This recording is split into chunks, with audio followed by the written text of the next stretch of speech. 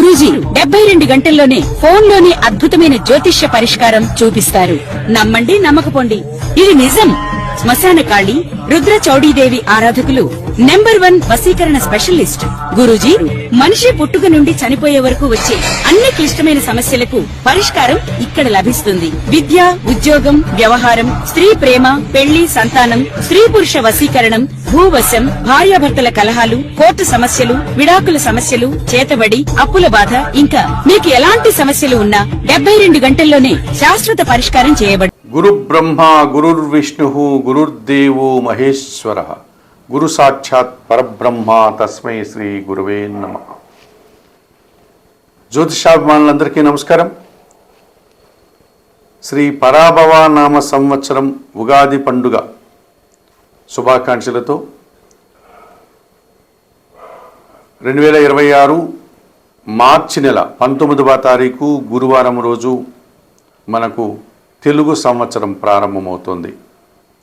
ఈ తెలుగు సంవత్సరాలు 60 సంవత్సరాలు మనకున్నాయి. ఈ 60 సంవత్సరాలకి కూడా తెలుగు 60 పేర్లు పెట్టడం జరిగింది. ప్రభవ నుంచి అక్షయ వరకు 60 పేర్లు మనకు ఈ తెలుగు సంవత్సరాలకు ఉన్నాయి.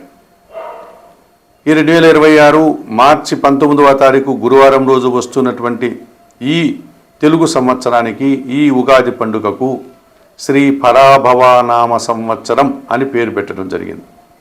ఈ 60 సంవత్సరాలలో ఈ పరాభవ నామ సంవత్సరం 40వ సంఖ్య. ఇప్పుడు గతంలో శ్రీ విశ్వావసు నామ సంవత్సరం అయిపోయింది కదా గత ఏడాది, దాని సంఖ్య 39. ఇక 2027 ఏప్రిల్ నెల 6వ తారీఖున మరొక ఉగాది పండుగ రాబోతుంది. దీని తర్వాత పరాభవ నామ సంవత్సరం తర్వాత ఆ ఉగాది పండుగ, ఆ సంవత్సరం పేరు శ్రీ ప్లవంగ నామ సంవత్సరం. అది 41వ సంవత్సరం.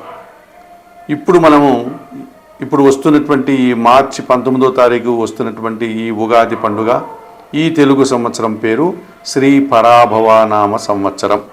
ఈ పరాభవ నామ సంవత్సరం అన్న పదానికి అర్థం ఏంటంటే పెద్ద ఓటమి, పెద్ద అపజయము అని అర్థం. ఎవరికి అపజయము?